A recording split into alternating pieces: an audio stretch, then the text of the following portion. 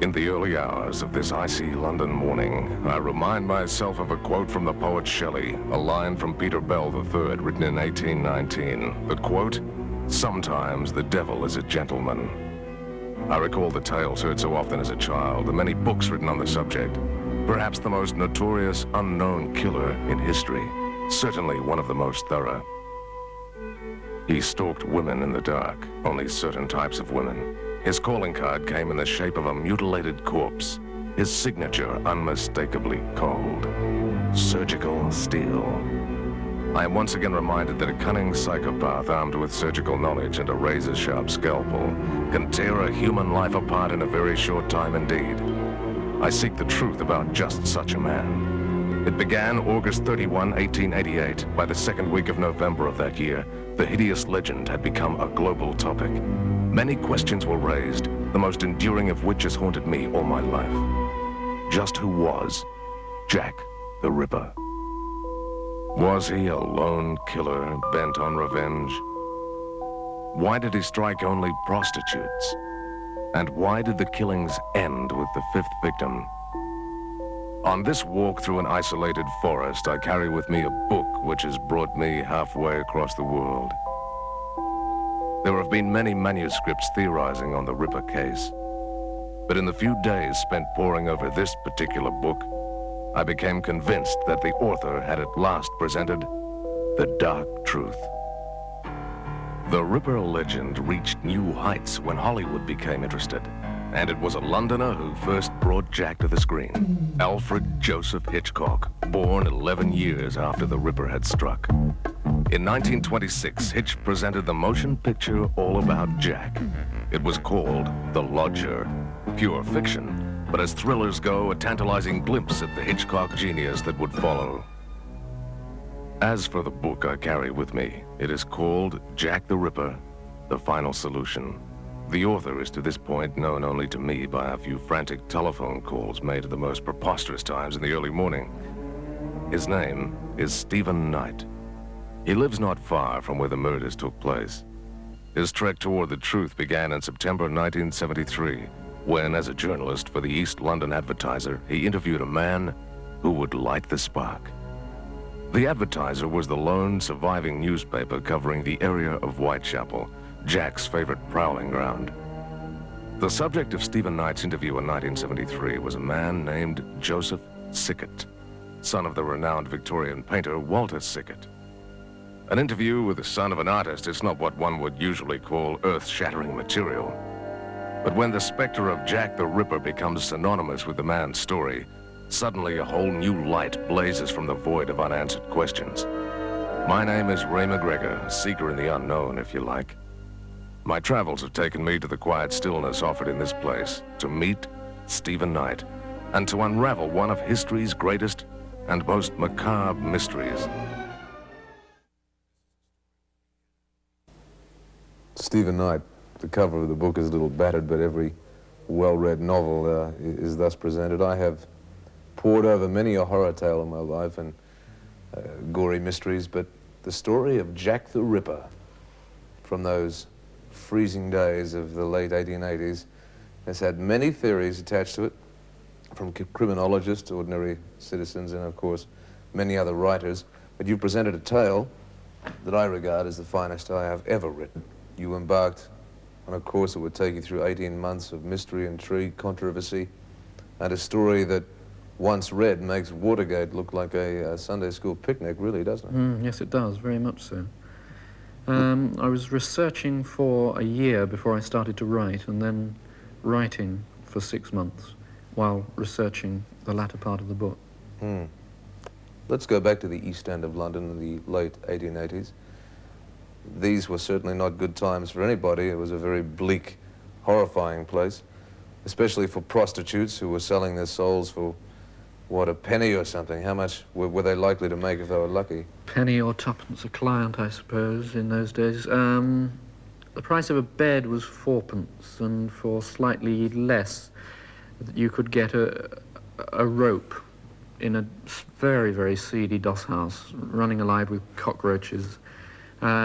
Simply a rope strung along from a wall to another wall, and a dozen or so people would hang on it, you know, like that, and sleep My word. for the whole night.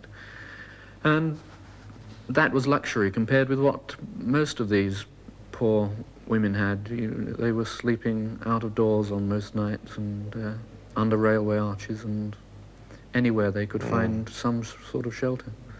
Of course, let's now knock down one myth about our Jack. These women, A, were certainly not young, and B, they were not in any shape or form pretty, the unfortunate victims. No, obviously, as you say, the average Hollywood representation is of a sort of music hall girl. These women were very much more degraded than that. They were in their 40s, most of them, which meant in those days, with the sort of life they led, that they would have looked in their 60s at least. Very haggard, very, very drunk, probably toothless, all of them. Certainly some of them didn't have any teeth at all. They were really most unattractive-looking creatures. There were around 80,000 prostitutes working in London at that time, yet we are looking here, and we're going to look closely, at only 5. Now, other writers have suggested, in fact, one writer suggested perhaps 20 victims. Other figures of 6, 7, 8 were attributed to the Ripper, but you say there were only 5 Ripper victims. I'm not alone in saying that. Sir Melville Macnaghten, who took over as Assistant Commissioner of Scotland Yard shortly after the Ripper murders ended, closed the Ripper file with a report, and he stated in that file that the Whitechapel murderer had 5 victims and 5 victims only. Anyone who has delved at all deeply into the case since then has agreed with him. On the medical evidence alone, it is certain that Jack the Ripper had no more than 5 victims. One writer suggested that he had only 4 because one of the victims, that this writer said, had her throat cut in the opposite direction from the other victims. But I established from a previously undiscovered post-mortem report that this victim too, Elizabeth Stride, had her throat cut in exactly the same way. So yes, it's definite that there were 5 victims and 5 victims only. This is Spitalfields in Whitechapel. At 3:45 a.m. on the morning of August 31, 1888, one police constable O'Neill had been informed by 2 railway workers on their way to the job that a woman's body lay in this area. For all intents and purposes, another drunken prostitute who'd fallen down in the night.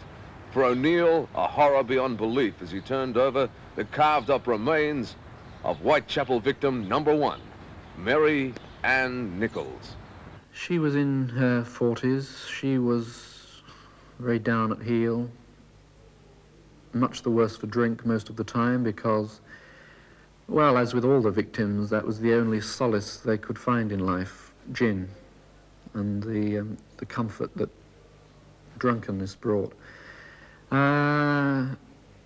She wasn't too badly dressed because she'd not that much earlier been given clothing by the Lambeth workhouse. She'd led a very poor life and a very distressing life. She'd had a very bad time with her husband and she'd had children, and she'd come from the Lambeth area and come to the East End and settled into prostitution.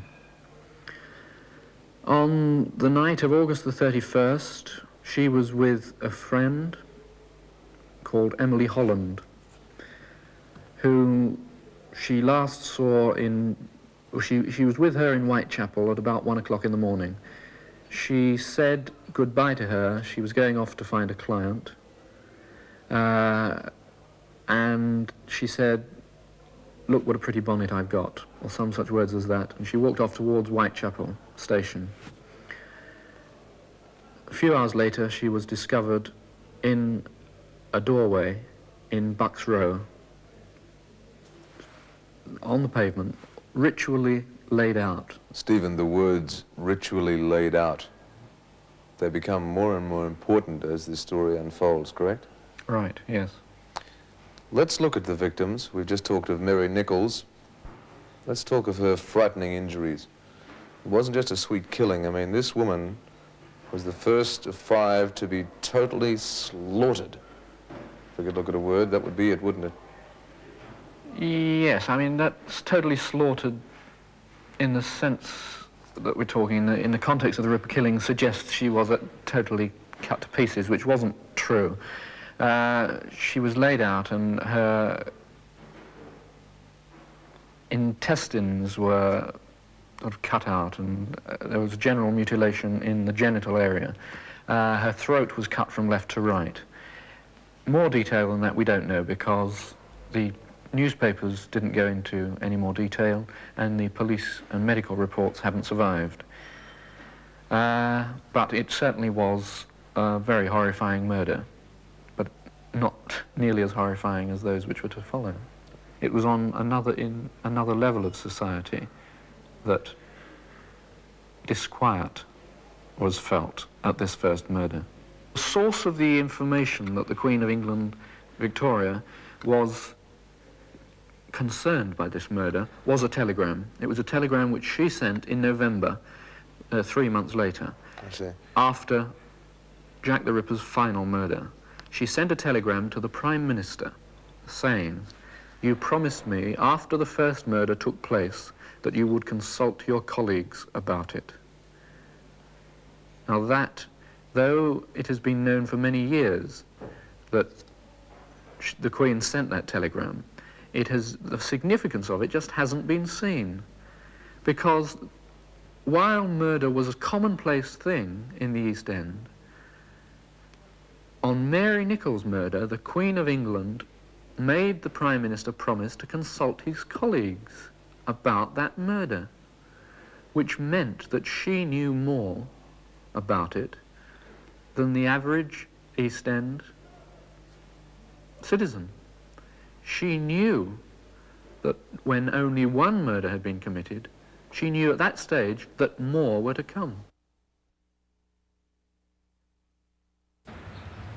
At 6:10 in the morning of September 8, 1888, Inspector Joseph Chandler, on duty at the Commercial Street Police Station, was informed there had been another Whitechapel murder. This time, once again, a prostitute in her mid-40s, Anne Siffy, otherwise known as Annie Chapman. She again was laid out. At her feet were laid out several trinkets. There were 2 rings, 2 brass rings, laid side by side, and 2 mint condition brass farthings laid edge to edge. And she was even more mutilated, far more appalling injuries than Mary Nichols. Her entrails were completely taken out, cut out of her, and her intestines were thrown over her shoulder. Her throat was cut so deeply that her head was almost severed from her body.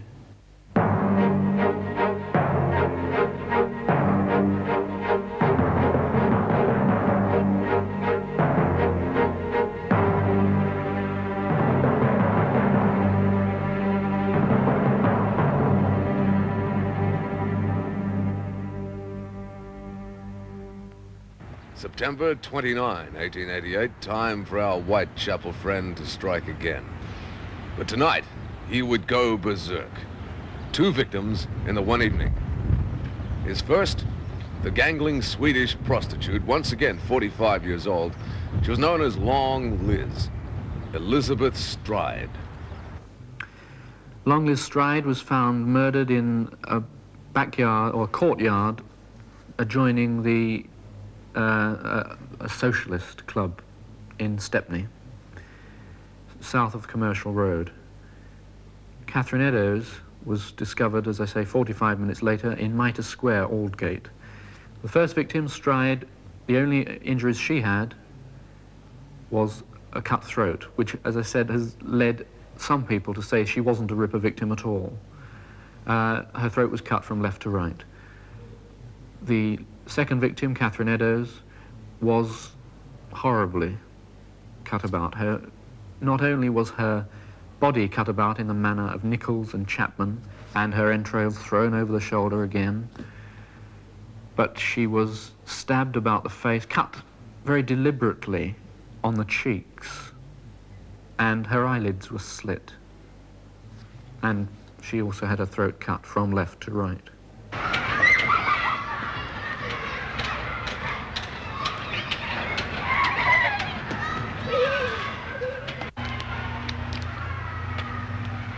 This is Mitre Square in London. The noise you hear in the background, new construction as buildings rise. It's doubtful to consider that anyone in this area would remember or have even heard of the story that makes this place, or what's left of it, such a grisly tale. Behind us, school children play in their lunch hour. Yet it's at this very spot, early in the morning, 1:45 to be precise, September 30, 1888, when the grisly remains of one Catherine Eddowes were discovered, not far from where I stand. She wasn't a very pretty woman. She was about 45 years old, her brown hair turning grey. She was a prostitute, but she had made one mistake in life. That mistake is that she had frequently used an alias. That alias was Marie Kelly. You see, Jack the Ripper really felt he had found his ultimate quarry, because Marie Kelly was the one that connected everything in this amazing story. For this woman aging on an early autumn morning, it appeared that everything looked pretty rosy. Maybe a nice encounter with a gentleman, perhaps. She'd needed money more than anything else. What she'd found can only be described as that which is existing in the corridors of nightmares. Stephen Knight, I want to talk about the final victim, Marie Kelly. Yes, she was butchered like an animal. At the same time, there was this element of ritual. She was laid out on her own bed. She is the only victim to have been discovered indoors. And she was laid out in a sort of ritualistic fashion with one arm folded across her chest. What there was left of her chest. Both her breasts had been cut off. Her heart had been torn out, her entrails had been pulled out, and intestines were thrown all over the walls and hung on the picture rails. As I say, her breasts had been cut off, and they were on a side bench by her bed with her, along with her liver. There was blood everywhere. This lady, a lot of things hinge on Marie Kelly, don't they? Everything really hinges on Marie Kelly, or her conduct. An old nun who was interviewed in 1973, she then lived at Providence Row Women's Refuge, which was only 2 or 3 minutes from where Mary Kelly had lived and died, remembered an elderly nun in 1915 saying, and this elderly nun had been around at the time the killings had taken place, saying to her, if it had not been for Mary Kelly, or Marie Kelly, none of the women would have been murdered. In other words, there would have been no Jack the Ripper.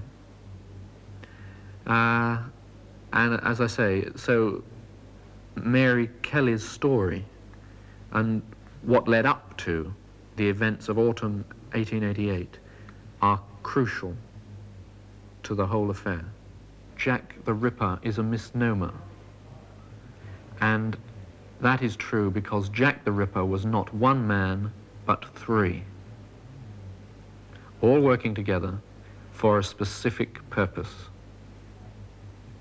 Let's go one step past that and look at these 5 prostitutes and say that in an area the size of London, out of 80,000, they were all from roughly one pretty small area, and in fact, they could have had more connections than being common victims.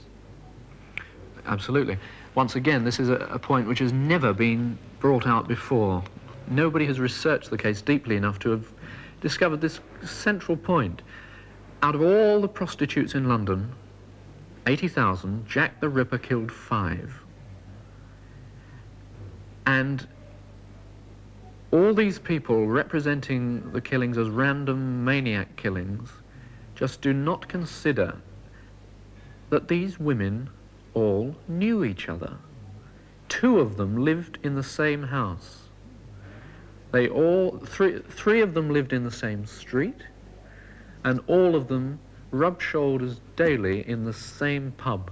Amazing. Which is 20 yards from where Mary Kelly was killed. Now, if we get back to what that nun said, if it had not been for Marie Kelly, none of these murders would have happened. Let us now look at why this lady becomes so important. Was she a witness to something? Did she know too much? To answer that, I have to take you from the East End back several years to the West End of London. Right. And back to Walter Sickert. The painter. The painter, the father of Joseph Sickert, my informant, and the original source of the story which I was investigating, and which at every step I took became truer.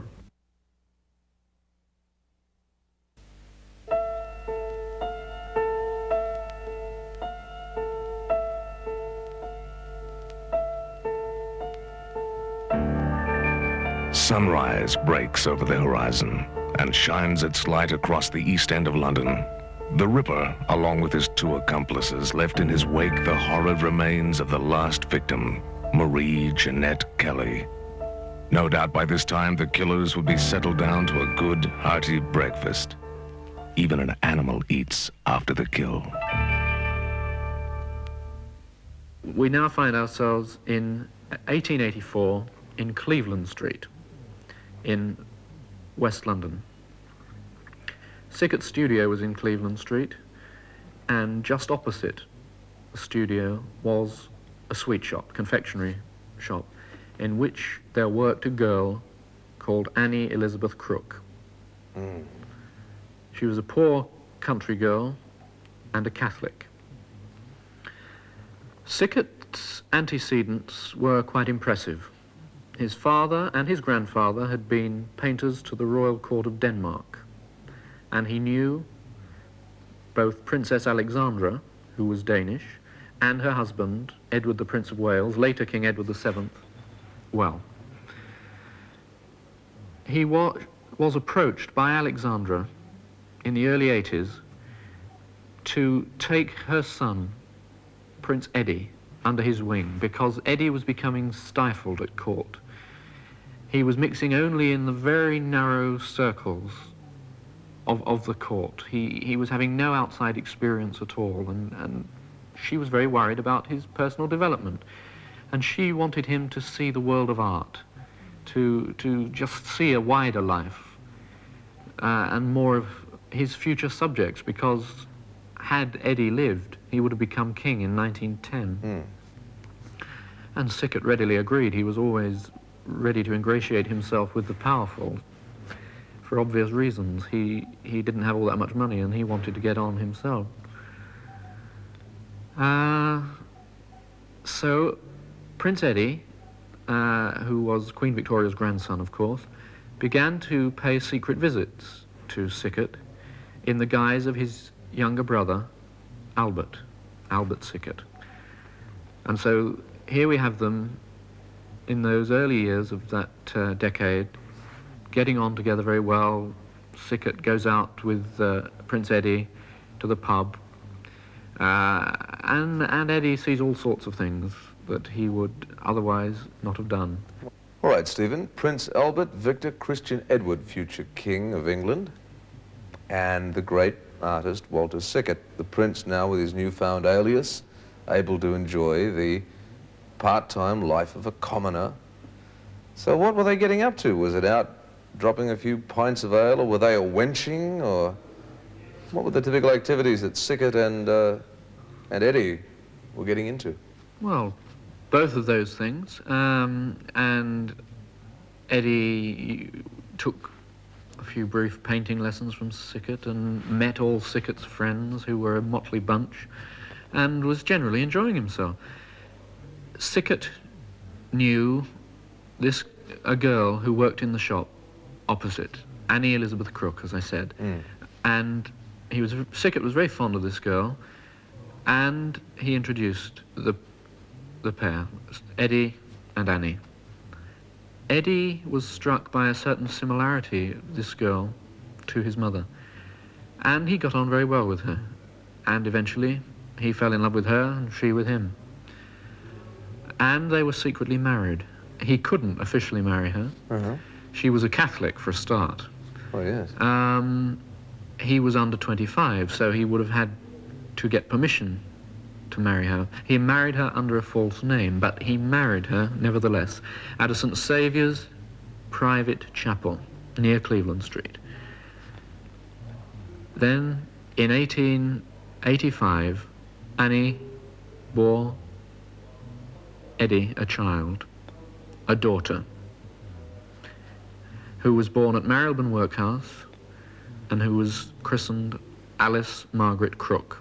She underwent 2 baptisms, an Anglican baptism for Eddie and a Catholic baptism for Annie. But inevitably, it reached the ears of the Prime Minister, Lord Salisbury. The throne was very unpopular at that time.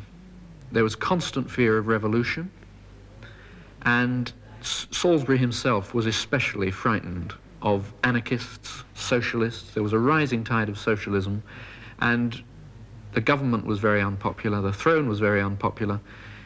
He believed that it would take very little anyway to end the monarchy with Victoria's death. With Prince Eddie's behaviour, he believed that if that became public, it would be almost a certainty that the monarchy would end, and end immediately, that there would be revolution, total revolution in England. So that information about Eddie marrying a Catholic, because anti-Catholic feeling then was incredibly intense.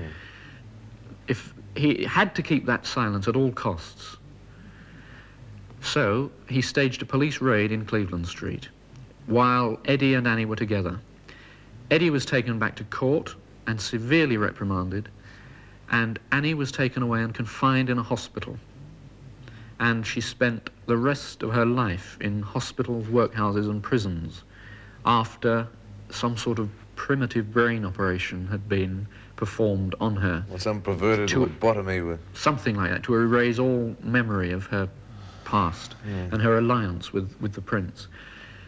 During that raid, the child escaped with her nanny, and that nanny, who had been taken on by Sickert, was Mary Kelly. Mary Kelly escaped from Cleveland Street, taking the child with her, and she escaped to the East End. Eventually, the child found its way back, her way back, by a circuitous route to Sickert, and Sickert arranged for her upbringing in France with some friends there.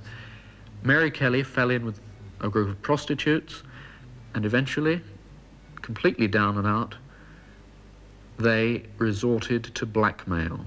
She shared her dangerous knowledge with them, and they blackmailed someone closely associated with the case. The fear was that these women who were walking around the East End knew of Eddie's conduct and were therefore in possession of information that could topple the throne.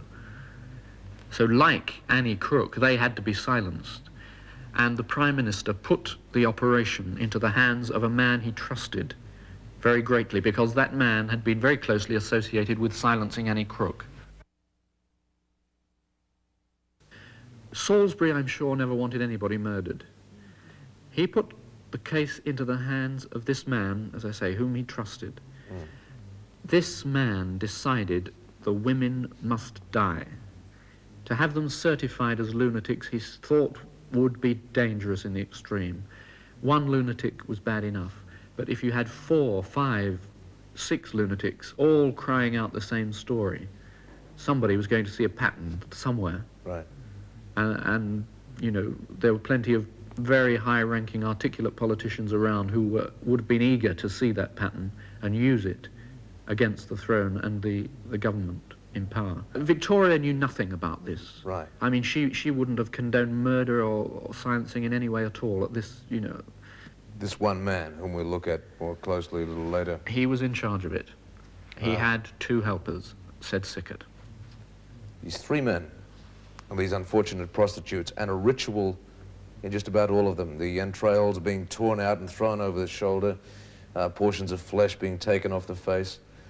Does it go beyond, shall we say, the trademark of one ripper, or is this a way of slaughtering that goes more deeply into something more sinister?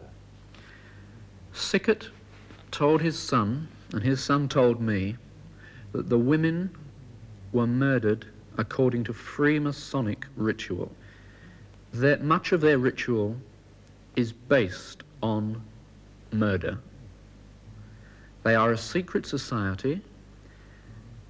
On the whole, they are a society which does good, much good to charity, but they are a secret society of men who meet and perform rituals. Some of their basic rituals are the mime of mythical murders, some taken from the Bible, some taken from Egyptian myth. And these murders are the cutting, or let's take one example. The sign of the entered apprentice, the lowest rank of Freemasonry, is the cutting of the throat from left to right. All the Ripper victims had their throats cut from left to right. At another degree, the mime for initiation is for the victims' heart and vitals to be taken out and thrown over the left shoulder. Stephen, why this particular mime? I mean, where does this begin, this whole story of why do they go through the mime of this? Well, simply to preserve the secrecy of their order. A Mason swears on pain of terribly violent death. This kind of death? Yeah, all these various kinds of death, and it varies from level to level, that he will retain the secrets of his order and never betray another Mason. When you've reached a certain level in Masonry, you swear never to betray another Mason, whatever he is engaged in, whether it be right or wrong. That covers murder, the lot. So, here we have these murders which closely parallel the mimed Masonic murders, and there's no doubt about that. All the research I did into Masonry shows that these are Masonic ritual killings. Numbers 108 to 119, Goulston Street, the entrance to Wentworth Dwellings. Here we are. That morning, September 18, 1888, Police Constable Long passed by at 2:20 a.m. on his normal beat. He noticed nothing unusual inside here, not a thing. 35 minutes later, he certainly did. He noticed some writing on the wall, those famous words, that did not connect anything until one other clue was found beneath the writing here on the floor. A bloody piece of apron, later positively identified as that belonging to the late Catherine Eddowes. No one has really known what the message said until I discovered in the Home Office file a faithful copy of the message and a copy of the style of handwriting. And that message said, "The Jews," spelled J-U-W-E-S, "are the men that will not be blamed for nothing." Now that is a very weird word, Jews. What does it mean? Immediately it was discovered Sir Charles Warren, the Chief Commissioner of the Metropolitan Police, rushed from the West End, from Scotland Yard, to the East End, and rubbed the message from the wall. The only clue ever left by the Ripper, and he rubbed it out. He was covering something up. What? He said later that he thought that there might be anti-Jewish riots.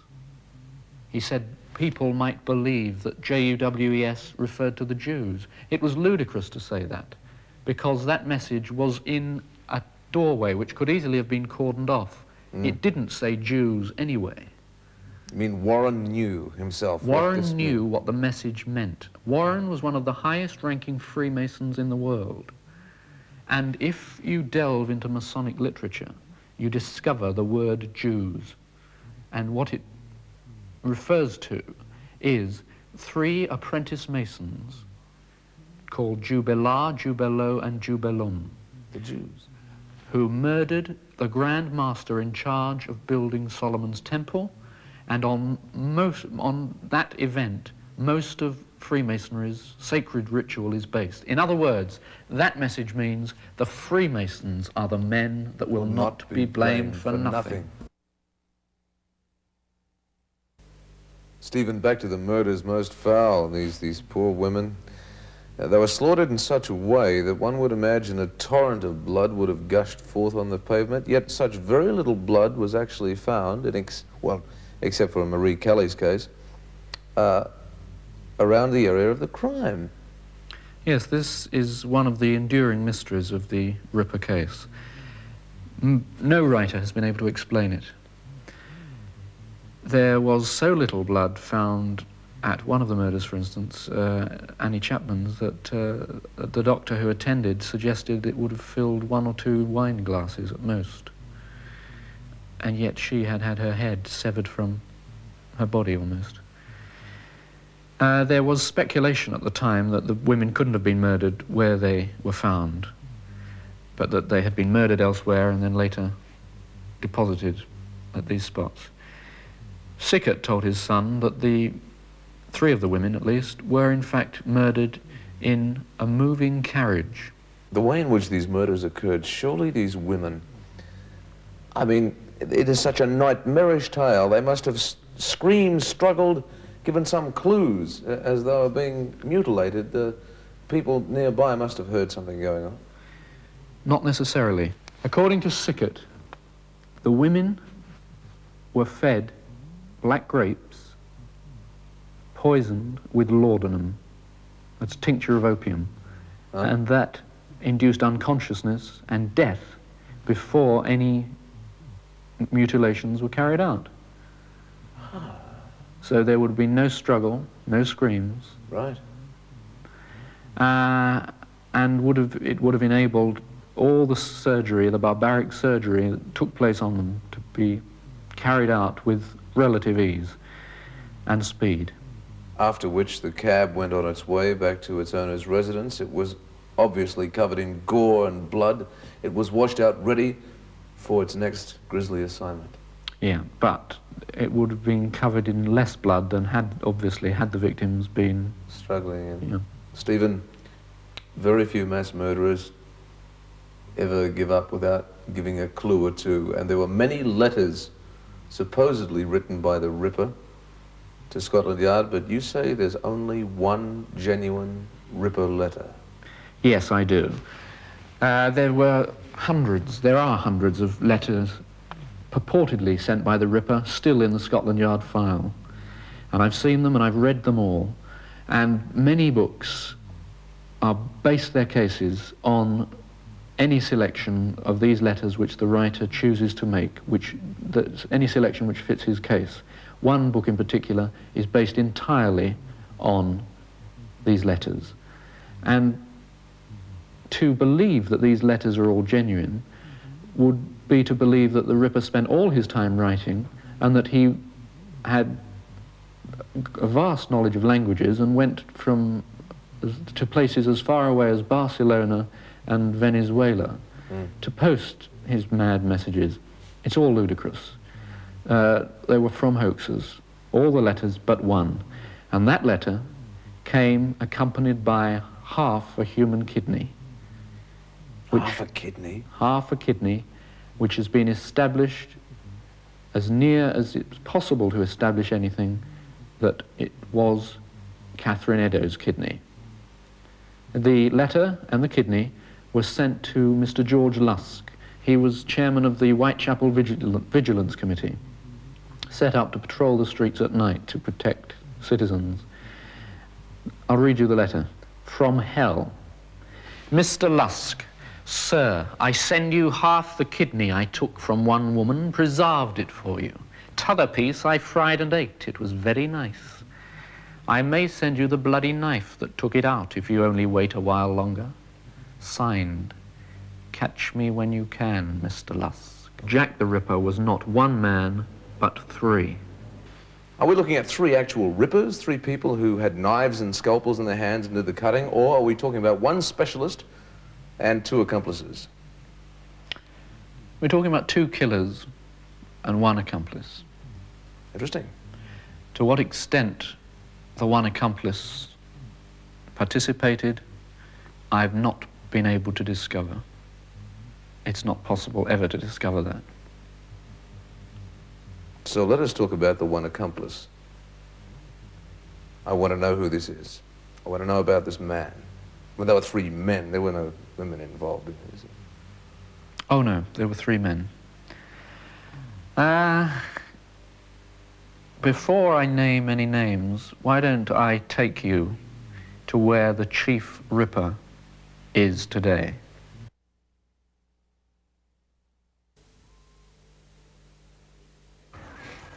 This is a bleak place, Stephen, here. Yes, like a Bronte novel, isn't it? Oh, my word. Cold enough.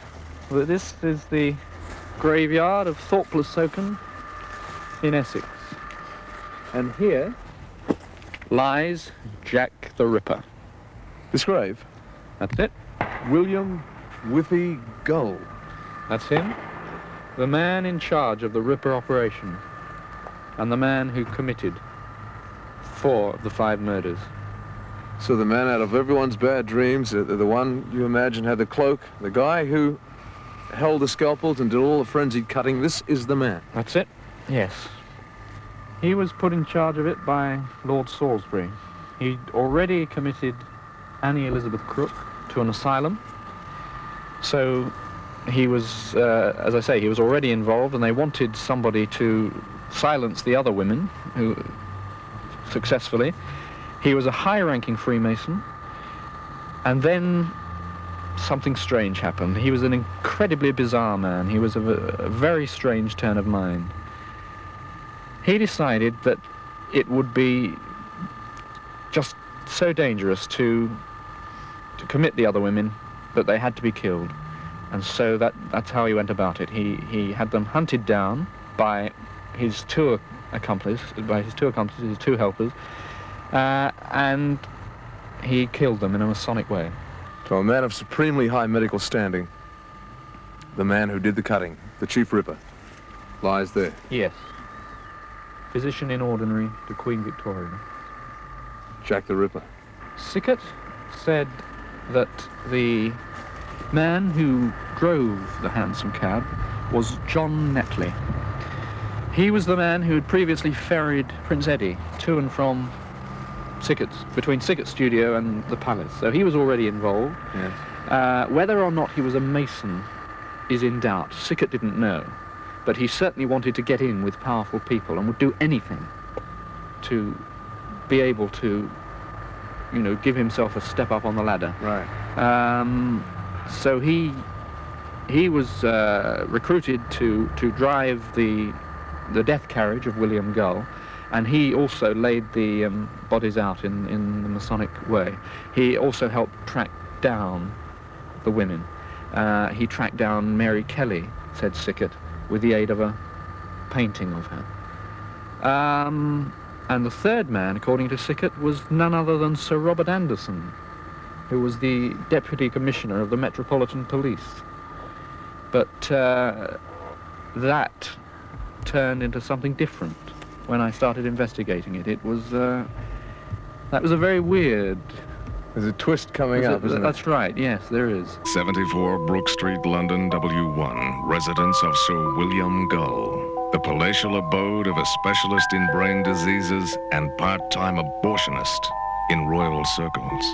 The early morning trek up the staircase, quietly, to wife Susan Ann, his 2 children, Cameron and Caroline.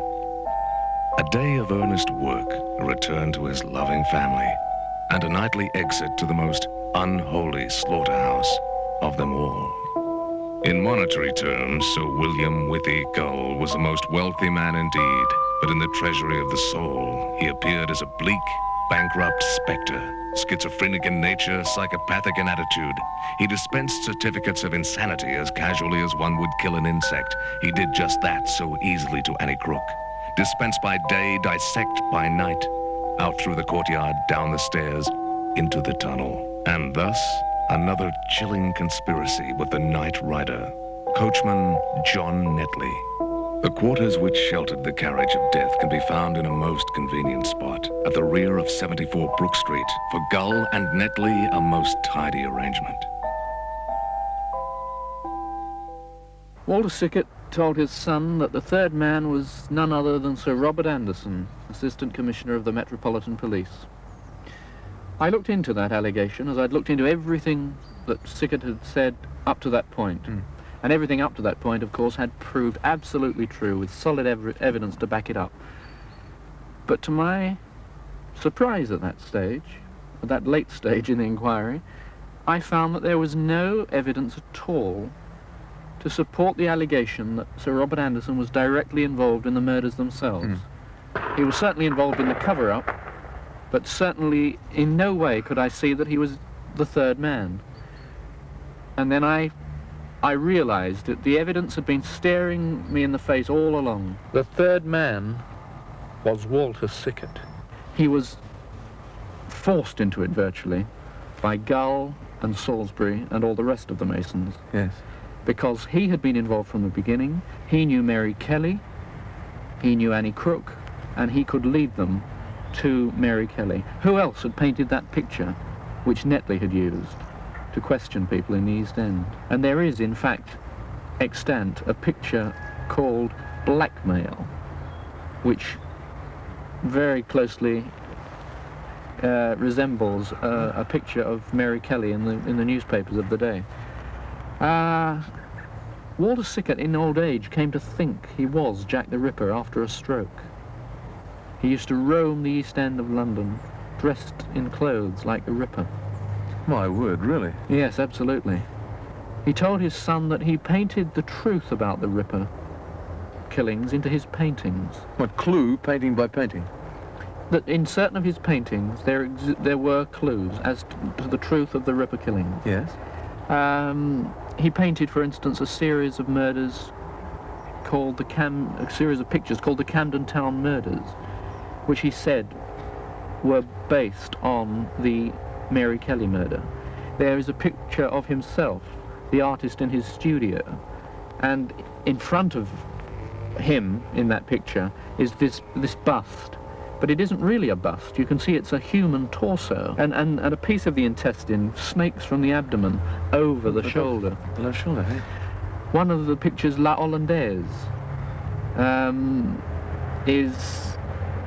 it's a woman on a bed, and it very closely resembles the picture of Mary Kelly after she'd been mutilated. The face looks like an animal's face. The man who did the cutting, the Chief Ripper, lies there. Yes. Physician in ordinary to Queen Victoria. Jack the Ripper. Mr. Lusk, sir, I send you half the kidney I took from one woman, preserved it for you. T'other piece I fried and ate, it was very nice. I may send you the bloody knife that took it out if you only wait a while longer. Signed, catch me when you can, Mr. Lusk.